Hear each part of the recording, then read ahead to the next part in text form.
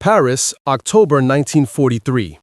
The Café de Flore on Boulevard Saint-Germain, crowded with German officers, French collaborators, and the nervous civilians navigating occupied life.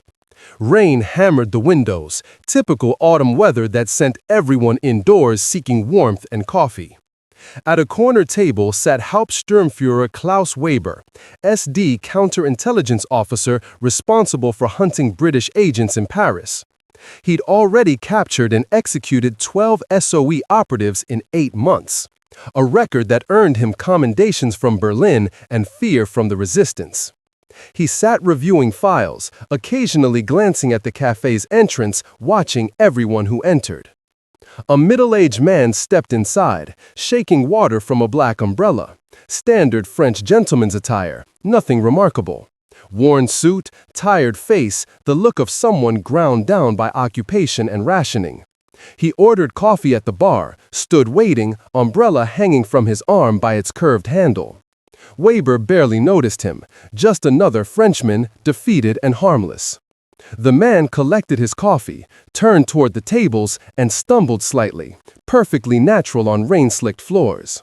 He steadied himself with his free hand while the umbrella swung forward, its metal tip passing within centimeters of Weber's neck as the man regained balance.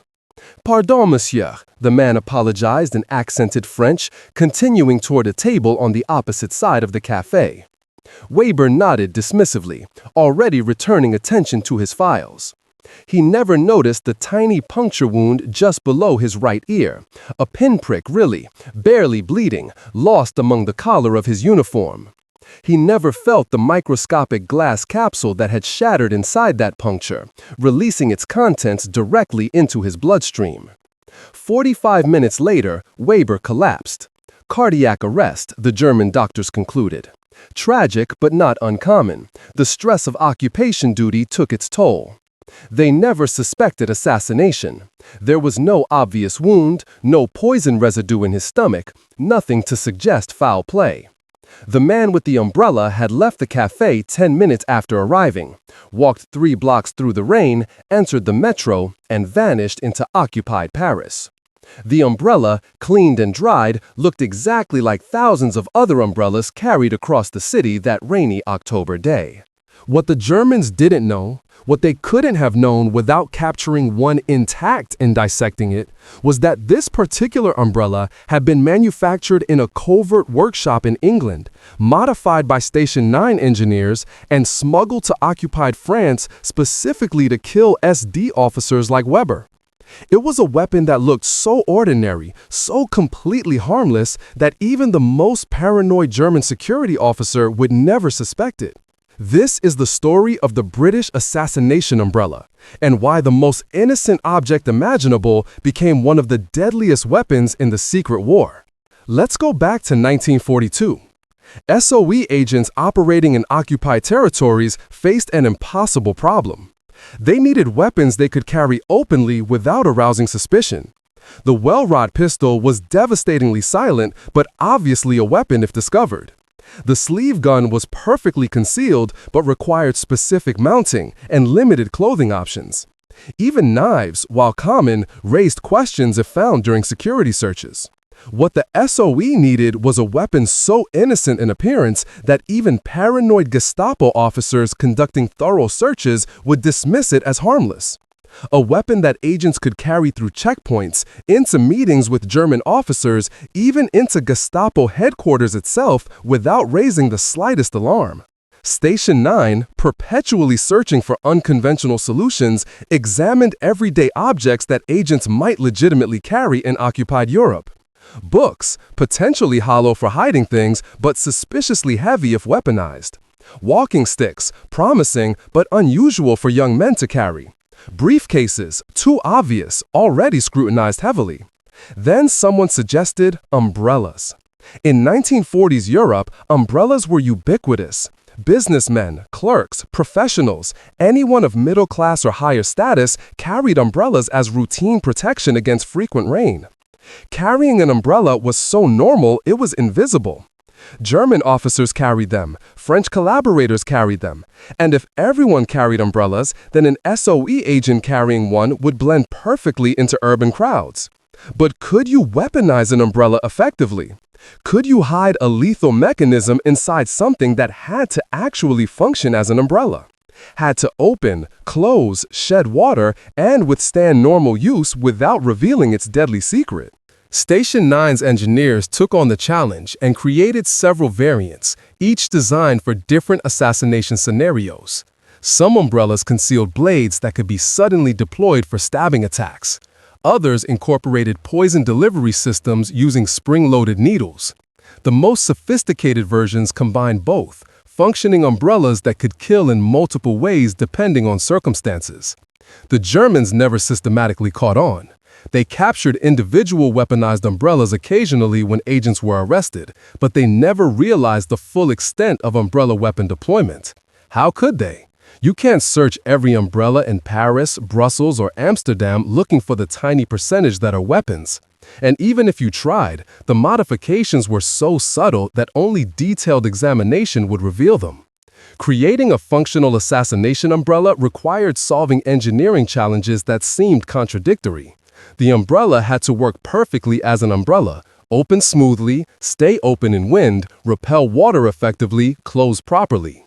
Simultaneously, it had to conceal weapons sophisticated enough to kill reliably without being detected during casual handling or even moderately thorough inspection. Station 9 developed multiple umbrella weapon variants, each optimized for different assassination methods and operational requirements. The basic starting point was always a quality umbrella, typically a gentleman's black umbrella with curved wooden handle and metal frame, the style carried by professionals and businessmen throughout Europe. Starting with a real, functional umbrella was critical because German security sometimes tested suspicious objects. If an umbrella wouldn't open, or opened awkwardly, or clearly wasn't designed to shed water, that would trigger deeper investigation. The blade umbrella variant was mechanically the simplest. Engineers replaced the umbrella's central shaft with a hollow metal tube containing a spring-loaded stiletto blade. The blade measured approximately 15 to 20 centimeters long enough to reach vital organs with a direct thrust, short enough to fit inside the shaft without extending beyond the umbrella's normal length. The deployment mechanism used a twist and push activation. The handle had a small collar. The handle rotated. Twist the collar to the armed position, then push sharply on the handle's top, and the spring drove the blade out through the umbrella's tip at tremendous velocity. The blade could penetrate several centimeters of tissue in a fraction of a second, enough to reach the heart if thrust into the chest, or sever the carotid artery if thrust into the neck. After deployment, the blade locked in place, turning the umbrella into a fixed-blade weapon for follow-up attacks if needed. Retraction required manually pulling the blade back into the shaft and resetting the spring, not something you'd do at the assassination scene, but possible for reuse in safe locations later. The visual appearance was critical. When closed, the blade umbrella looked completely normal. The handle felt normal, the weight distribution seemed right, even the balance point was carefully calculated to match standard umbrellas. German officers handling these umbrellas during searches would feel nothing suspicious unless they specifically noticed the rotating collar, and even that could be explained as a design feature, a locking mechanism to keep the umbrella closed during transport. The poison needle umbrella represented Station 9's most sophisticated design. This variant incorporated a compressed gas system that fired a tiny needle, approximately 2 millimeters in diameter and 5 millimeters long, at high velocity from the umbrella's tip. The needle was hollow, containing a microscopic glass capsule filled with poison, typically ricin, a deadly toxin derived from castor beans that was undetectable in 1940s toxicology tests. The firing mechanism used compressed carbon dioxide stored in a tiny cylinder hidden inside the umbrella's handle. When activated, usually by pressing a concealed button or squeezing a specific point on the handle, the gas released, propelling the needle forward with enough force to penetrate clothing and skin. The needle would embed itself, the glass capsule would shatter from impact, releasing the poison directly into tissue. The genius of this design was its subtlety. The victim would feel only a sharp pinprick, easily mistaken for an insect sting or random scratch. By the time symptoms appeared, sometimes hours later, the assassin would be long gone, and the microscopic needle embedded in tissue would be almost impossible to find even during autopsy. Even if found, it would require electron microscopy to identify the glass capsule fragments and sophisticated chemical analysis to detect the poison. The compressed gas system required regular maintenance. The CO2 cylinder needed periodic replacement. Seals had to be checked for leaks. The firing mechanism needed testing. This made poison needle umbrellas more complex to operate than blade versions, requiring agents to have access to safe houses with proper equipment for maintenance. But for high-value assassinations where complete deniability was essential, the complexity was worthwhile. Station 9 also developed hybrid umbrellas, incorporating both blades and poison needles. The ultimate assassination tool, offering multiple attack options depending on circumstances. These were rare due to manufacturing complexity and were typically issued only to the most experienced agents conducting highest priority missions. Weight distribution was carefully engineered for all variants. An umbrella that felt too heavy or had unusual balance would raise suspicions.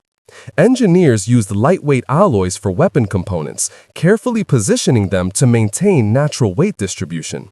A complete umbrella weapon weighed only 50 to 100 grams more than a standard umbrella, a difference imperceptible during casual handling. The umbrella fabric, frame, and ribs were fully functional. Station 9 insisted on this.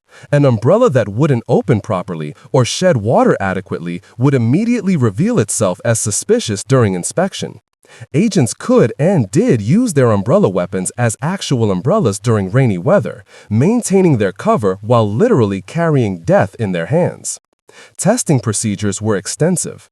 Each umbrella weapon underwent firing tests with the blade or needle mechanism, water resistance tests to ensure the umbrella function worked properly, weight balance tests comparing them to standard umbrellas, and durability tests subjecting them to rough handling that might occur during travel or security searches. Production numbers remain classified, but estimates suggest several hundred umbrella weapons were manufactured during World War II. These weren't mass-produced items. Each was essentially custom-built by skilled craftsmen working in Station 9's workshops. The labor-intensive nature of production meant umbrella weapons were reserved for specific high-value operations where their unique characteristics justified the resource investment. Operating an umbrella weapon effectively required specialized training that went far beyond simply knowing how to activate the mechanism. Agents had to master the psychology and tradecraft of using an object that was simultaneously weapon and prop in an elaborate deception. Training began at SOE facilities in southern England and Scotland, where instructors, some recruited from theater and stage magic backgrounds, taught agents how to carry, handle, and deploy umbrella weapons naturally. The key principle was that the umbrella had to become part of the agent's persona, an unremarkable accessory they carried so naturally that no observer would give it a second thought. Agents practiced walking with umbrellas, sitting with them, standing in crowds while holding them, entering and exiting rooms, every mundane action that innocent umbrella carriers performed daily. Instructors would suddenly challenge trainees. You're entering a cafe frequented by German officers. How do you carry the umbrella? Where do you set it when you sit? The answers had to be instinctive, natural, unrehearsed looking. Deployment training focused on the critical moment of attack. For blade umbrellas, agents practiced the approach. How to get close to a target without raising alarm. How to position the umbrella for optimal thrust angle. How to activate the mechanism smoothly while maintaining conversational demeanor or neutral expression. The stumble technique described in our opening was a standard training scenario. Create a moment of apparent clumsiness, a stumble, a slip, reaching for support that brings you into contact range with the target. During that split second of controlled chaos, deploy the weapon. By the time the target realizes something's wrong, the blade has already penetrated vital organs or the poison needle has delivered its payload. For poison needle umbrellas, the technique was different. The goal wasn't deep penetration, but surface contact, just breaking the skin enough for the needle to embed and release poison. Agents practiced accidental contacts, bumping into targets in crowded spaces, reaching past them to open doors, steadying themselves on public transport. The needle fired almost silently, a soft pneumatic hiss easily masked by ambient noise, and the impact was so brief that victims often didn't realize they'd been struck until later symptoms appeared. Psychological preparation was crucial. Using an umbrella weapon meant killing someone while looking them in the eye, while maintaining innocent expression, while your brain screams that you're standing in public holding a weapon that everyone can see but no one recognizes. The mental discipline required was extraordinary. Instructors drilled scenarios repeatedly. You're in a restaurant. Your target is 2 tables away. German security officers are present. You have one chance. Trainees would verbally rehearse each step. Stand, retrieve umbrella, walk past target's table, create contact moment, deploy weapon, continue walking naturally, exit venue, dispose of umbrella, or retain it depending on circumstances. The rehearsal had to be perfect because there would be no second chances in the field. Documented operational uses of umbrella weapons are fragmentary. Successful assassinations using these devices were designed to look like natural deaths or remain unsolved mysteries, making historical verification nearly impossible. But declassified SOE files and post-war testimonies reveal several confirmed operations. Operation Magpie, France, 1943, involved an SOE agent assassinating a Vichy police inspector using a blade umbrella. The agent, posing as a businessman, encountered the target on a Paris street during afternoon rain. A manufactured stumble brought them into contact. The blade deployed into the inspector's lower back, severing the renal artery. The inspector collapsed within seconds, bleeding internally, dying before medical help arrived. Witnesses reported only that the inspector had suddenly fallen ill. No one saw the blade deploy. No one noticed the businessman walking away, umbrella folded, disappearing into the rain. Operation Nightshade, Belgium, 1944, used a poison needle umbrella against a German counterintelligence officer. The assassination occurred in a crowded Brussels cafe. The agent accidentally bumped the target while navigating through tight spaces between tables, fired the needle during momentary contact, apologized profusely, and departed. The target died 18 hours later from what German doctors diagnosed as sudden heart failure. Post-war examination of German medical records revealed symptoms consistent with ricin poisoning, but at the time, no suspicion of assassination arose. The most audacious umbrella weapon operation, details still partially classified, allegedly involved an assassination attempt inside Gestapo headquarters in Paris. An agent posing as a French bureaucrat brought documents for German review, carried an umbrella as natural protection against autumn rain, and during the meeting deployed a blade umbrella against an SD officer. The agent escaped in the chaos following the attack, though whether the target died or survived remains unclear from available records. Not all operations succeeded. Several agents were captured with umbrella weapons before they could deploy them. In most cases, the Germans didn't initially realize the umbrellas were weapons. They were captured for other reasons, and only detailed interrogation revealed the umbrella's deadly purpose. At least 2 agents died during failed assassination attempts when targets or security personnel reacted faster than anticipated, overpowering the agent before escape was possible. The psychological impact of successful umbrella assassinations on German security forces was profound. When an officer died mysteriously and investigators discovered evidence suggesting weaponized umbrellas, paranoia spread rapidly through German counterintelligence networks. Internal security memos warned about British disguised weapons without being specific about what forms they might take, because the Germans themselves weren't certain what to look for. Some German officers became suspicious of all umbrellas, refusing to allow them into secure meetings or demanding they be checked at security points. This created awkward situations where legitimate French businessmen with ordinary umbrellas were detained and their property examined, creating friction between German occupation forces and civilian populations they were trying to control. The uncertainty was the weapon's greatest strength. German security knew umbrella weapons existed, but couldn't effectively counter them without searching every umbrella in occupied Europe, an impossibly resource-intensive task. So they lived with the threat, knowing that any umbrella could potentially be an assassination tool, unable to do anything about it except remain vigilant and hope.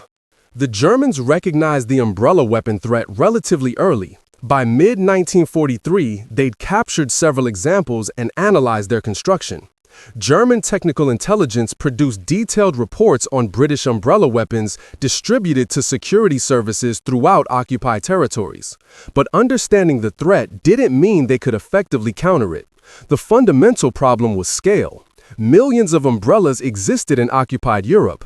German security forces lacked the manpower, time, and resources to examine every umbrella thoroughly. Even if they tried, the modifications were subtle enough that only trained inspectors with proper equipment could reliably identify weaponized umbrellas. A cursory inspection, opening the umbrella, checking that it functioned normally, feeling the weight, would reveal nothing suspicious about well-made umbrella weapons. German countermeasures focused on high-security areas and high-value targets. Some Gestapo headquarters implemented no-umbrella policies. Visitors had to check umbrellas at security points before entering sensitive areas. This provided some protection but created logistical problems. Where do you store dozens or hundreds of umbrellas? How do you ensure people reclaim the correct umbrella when departing? The bureaucratic overhead was significant. Security protocols for protecting high-ranking German officers included instructions about maintaining distance from civilians carrying umbrellas in public spaces.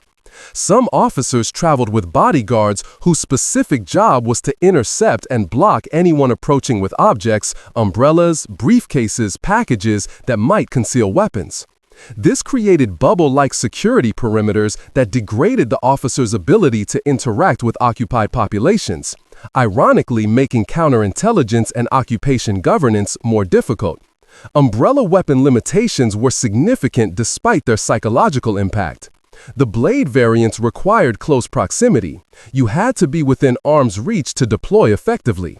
This meant exposing yourself to immediate counterattack if the target or nearby security personnel reacted quickly. The blade deployment, while fast, wasn't instantaneous. Alert target might dodge, block, or grapple with the agent before the blade fully extended. Poison needle variants solved the proximity problem but introduced reliability concerns. The compressed gas system was mechanically complex and prone to failure if not properly maintained. Temperature extremes affected gas pressure, potentially causing misfires or weak launches that didn't penetrate deeply enough. The microscopic needle sometimes bent or broke during firing, failing to deliver the poison payload. And even successful poisonings weren't instantly lethal. Targets had minutes to hours before symptoms appeared, during which they might identify their attacker or trigger security responses. Environmental factors complicated operations. Wind could destabilize umbrella positioning during blade deployment. Rain, while providing operational cover, made surfaces slippery and physical movements less predictable. Crowded spaces provided cover, but also increased risk of accidental contact with innocent bystanders, potentially triggering the weapon prematurely or injuring unintended victims. The moral complexity of umbrella weapons troubled some SOE leadership and agents. Unlike conventional combat where enemies could defend themselves, umbrella assassinations were by nature treacherous, attacks that victims couldn't see coming, delivered by assailants who appeared harmless. The Germans considered this dishonorable, violating even wartime codes of conduct. British leadership defended the weapons as necessary tools for asymmetric warfare. SOE agents couldn't challenge German officers to fair fights. They'd lose. Unconventional warfare required unconventional weapons, and if those weapons involved deception and surprise, that was the nature of covert operations. The targets were legitimate military enemies, prosecuting Nazi war aims, making them valid assassination targets regardless of method. Some agents who trained with umbrella weapons refused to use them, finding the deception psychologically intolerable. One agent's after-action report, declassified in the 1980s, expressed conflicted feelings. "I carried the umbrella for 3 weeks, unable to use it despite having clear opportunities. Walking up to a man with something that looks innocent, knowing I'm about to kill him with it, I couldn't reconcile this with my understanding of honorable combat." Other agents had no such qualms, viewing umbrella weapons as elegant solutions to tactical problems. For them, the morality was simple. They were at war with an evil regime. These weapons gave them advantages they needed to survive and succeed, and hand-wringing about honor was naive luxury they couldn't afford. The civilian risk added another moral dimension. Umbrella weapons had no safety except the agent's discipline. Accidental deployment could injure or kill innocent bystanders. Several training accidents occurred, instructors or trainees injured during practice sessions. At least one documented field incident involved an umbrella weapon accidentally discharging on public transport, the blade injuring a French civilian who happened to be standing nearby. The agent escaped before being identified, but the incident haunted SOE planners who recognized that their weapons could harm the people they were fighting to liberate. Post-war legal questions arose about whether umbrella weapon use constituted war crimes under Geneva Conventions. The weapons were indisputably disguised, violating principles about combatants being clearly identifiable. They were used for assassinations rather than open combat, potentially violating protections for uniformed officers not actively engaged in hostilities. Legal scholars debated these questions inconclusively, ultimately reaching no consensus about whether SOE umbrella operations crossed legal or ethical lines. German prosecution of captured agents found with umbrella weapons was unequivocal. Immediate execution after interrogation, no prisoner of war protections, no trials. The Germans considered umbrella weapons evidence of terrorist activity rather than legitimate warfare, justifying harsh treatment under their interpretation of martial law. Whether this was legally valid remains disputed, but it was the reality agents faced. After 1945, umbrella weapon technology didn't disappear. It evolved into Cold War-era assassination tools that became infamous through several high-profile incidents. The principles Station 9 developed were refined by intelligence services worldwide, creating increasingly sophisticated concealed weapons that built on wartime innovations.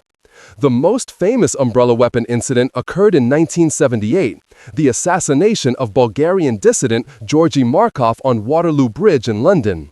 Markov was stabbed with a poison-tipped umbrella while waiting for a bus, dying 3 days later from ricin poisoning. The weapon used was directly descended from World War II British umbrella designs, incorporating similar poison delivery mechanisms using compressed gas and microscopic pellets. The assassin, believed to be Bulgarian Secret Service operating on Soviet orders, escaped and was never caught. The Markov assassination brought umbrella weapons into public consciousness for the first time. The Cold War context, a defector killed on Western soil by communist agents using spy gadgets, captured media imagination and confirmed that World War II-era concealed weapons remained operationally relevant decades later. Soviet and Eastern Bloc intelligence services extensively studied captured World War II umbrella weapons, reverse engineering British designs and developing their own variants. KGB technical services created sophisticated umbrella weapons incorporating advanced poisons, more reliable firing mechanisms, and even miniaturized firearms. 22 caliber bullets turning the umbrella into a single-shot gun disguised as innocent rain protection. CIA technical services developed parallel capabilities during the 1950s-60s, creating umbrella weapons and other concealed devices as part of Cold War covert operations. Details remain largely classified, but declassified documents confirm that American intelligence invested heavily in concealed weapon technology, building on British World War II innovations. The proliferation of umbrella weapon technology created challenges for international security and law enforcement. Airports and government buildings struggled with screening procedures. How do you identify weaponized umbrellas without examining every umbrella carried by every visitor? The answer, practically speaking, was that you couldn't. Even modern X-ray screening has difficulty distinguishing between normal umbrella mechanisms and weaponized modifications unless examiners specifically know what to look for. Modern umbrella weapons exist, though their use is rare and highly classified. Contemporary versions incorporate advanced materials, miniaturized electronics, and more sophisticated concealment. Some modern designs use ceramic or polymer components that defeat metal detectors. Others incorporate smart technology, digital firing controls, biometric safeties ensuring only authorized users can activate them, even integrated communication systems for remote activation. The ethical and legal questions surrounding umbrella weapons intensified in the post-war period. International law evolved to address concealed weapons and assassination operations, though enforcement remained challenging. The 1977 Additional Protocols to Geneva Conventions explicitly addressed perfidy, deception that invites enemy confidence then betrays it. But umbrella weapons occupied ambiguous territory between legitimate ruse and illegal perfidy. Counterterrorism experts studying assassination techniques consistently cite umbrella weapons as exemplifying the hidden in plain sight principle, that the most effective concealment isn't invisibility but appearing so ordinary that observers dismiss you as harmless. This principle influences modern security thinking, encouraging vigilance about everyday objects that might be weaponized. Private security services and executive protection specialists train on historical umbrella weapon incidents, teaching clients and bodyguards to recognize potential threats from seemingly innocent objects. The training is necessarily vague. You can't anticipate every possible concealed weapon, but awareness that ordinary objects might be deadly helps security professionals maintain appropriate vigilance. Museum collections display World War II umbrella weapons, though often without detailed explanations of operation due to security concerns about providing instruction for potential assassins. The Imperial War Museum holds several examples in secure storage, displaying one in a specialized exit on SOE equipment. Visitors consistently express fascination with the juxtaposition of mundane object and lethal capability. Academic studies of World War II intelligence operations analyze umbrella weapons as examples of effective, unconventional thinking, solving operational problems through creativity rather than brute force. Military strategists studying asymmetric warfare use umbrella weapons as case studies in how technologically inferior forces can achieve operational parity through innovation. The umbrella weapon's cultural impact extended beyond military and intelligence communities into popular fiction. James Bond films featured similar concealed weapons, though typically more fantastical than real-world devices. Spy novels incorporated umbrella weapons as plot devices, sometimes accurately depicting their operation, other times exaggerating their capabilities. This fictional portrayal created public misconceptions about how umbrella weapons actually functioned, blending fact and fantasy in ways that complicated serious historical analysis. Veterans of SOE operations who carried umbrella weapons rarely discussed them publicly, even after details were declassified. The psychological burden of carrying and potentially using such deceptive weapons stayed with some agents for life. Post-war interviews reveal conflicted feelings, pride in having served effectively combined with discomfort about the methods they'd employed. One veteran, interviewed in the 1990s, described his umbrella weapon as the most morally complicated tool I ever carried. It looked so innocent, but was so deadly. Behind the technical specifications and strategic analysis were human beings who lived with the weight of carrying weapons disguised as innocent objects. The psychological experience of umbrella weapon operators deserves examination because it reveals something fundamental about covert warfare's human cost. Agents carrying umbrella weapons described constant awareness of the duality, holding something that looked harmless but could kill in seconds. This created cognitive dissonance that some found difficult to manage. You'd use the umbrella to shield yourself from rain, the same umbrella you might use hours later to kill someone. The object's innocence was simultaneously real, it genuinely protected you from weather, and fraudulent, it concealed deadly purpose. Training couldn't fully prepare agents for the psychological reality of actually deploying umbrella weapons in operational environments. Classroom exercises and field rehearsals with instructors felt fundamentally different from standing in an occupied city, surrounded by enemies, about to kill someone with an object they'd trust to be harmless. Several agents reported experiencing dissociative moments during operations, feeling as though they were watching themselves from outside, unable to fully believe they were doing what they were doing. The intimacy of umbrella weapon use created lasting trauma for some operators. Unlike shooting from distance or even using the well rod pistol, which looked like a weapon, the umbrella assassination required you to get physically close to targets, sometimes engaging in polite conversation moments before killing them. This violated psychological boundaries that even combat-hardened soldiers struggled to cross. German officers killed by umbrella weapons had no chance to defend themselves. They died believing they'd been safe, surrounded by the security protocols meant to protect them. From their perspective, death came without warning from someone who appeared harmless, betrayal of the most profound sort.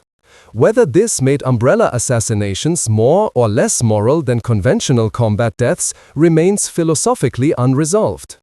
Families of German victims struggled with the ambiguity after the war. Some officers died from umbrella weapons without anyone, including their families, ever knowing it was assassination rather than natural death or accident. Others were known to have been assassinated, but the specific method remained unclear. This uncertainty complicated grief and prevented closure. Allied military leadership defended umbrella weapons as necessary tools for winning an existential war against Nazi Germany. From their perspective, concerns about honor, deception, and fairness were luxuries they couldn't afford when fighting an enemy that had abandoned any pretense of ethical warfare. If umbrella weapons gave agents tactical advantages that saved Allied lives and shortened the war, then using them was justified regardless of moral complexity. Post-war ethicists examining World War II covert operations reached no consensus about umbrella weapons. Some argued they represented unacceptable violations of warfare norms, weapons whose deceptive nature made them ethically different and worse than conventional arms. Others contended that the targets were legitimate military enemies and the method of killing them was irrelevant to the moral calculus. Dead is dead, regardless of how death arrived. The question of whether to inform agents' families about umbrella weapon operations after the war created policy debates within British intelligence. Some SOE veterans' families never learned what their relatives had done, protected by official secrecy that outlasted the operatives themselves. Others learned partial truths, that their family members had conducted assassinations, but not the specific methods or targets. Full disclosure remained impossible while details stayed classified, leaving families with incomplete understanding of what their loved ones had endured. Contemporary security professionals considered concealed weapon threats face the umbrella weapon's lasting lesson. You cannot secure against every possible threat, cannot anticipate every concealment method, cannot search every innocent object for hidden dangers. The umbrella weapon proved that determined adversaries can weaponize anything, forcing security to rely on behavioral analysis, intelligence gathering, and operational patterns rather than trying to identify specific threats. The philosophical question underlying umbrella weapons, whether deception in warfare is ethically distinguishable from violence itself, remains unresolved. All warfare involves deception at some level, but umbrella weapons represented deception of a uniquely personal sort, face-to-face betrayal of trust that someone extends by allowing you into their physical space. Whether this crosses a moral line that other warfare doesn't, or whether it's simply warfare stripped of comforting illusions about honor and fairness, depends on your ethical framework. The umbrella weapon never changed the war's outcome. It didn't win battles or destroy armies. The number of people it killed was tiny compared to conventional weapons, dozens or perhaps hundreds rather than millions. By any quantitative measure, the umbrella weapon was insignificant. But significance isn't always quantitative. The umbrella weapon mattered because it proved something profound about warfare, about security, about the limits of protection. It demonstrated that determined adversaries can turn anything into a weapon, that the most effective concealment is appearing completely harmless, and that security based on identifying threats is fundamentally vulnerable to threats you don't recognize. Station 9's engineers created something remarkable, a weapon so well disguised that even paranoid German security forces couldn't effectively counter it without paralyzing daily life in occupied territories. The umbrella weapon turned an object associated with civilization, courtesy, and protection from weather into a tool for assassination. This transformation, mundane to deadly, exemplified the creativity and ruthlessness that covert warfare demanded. For agents who carried umbrella weapons, the experience was psychologically complex in ways that conventional combat wasn't. Carrying obvious weapons at least had the honesty of appearing dangerous.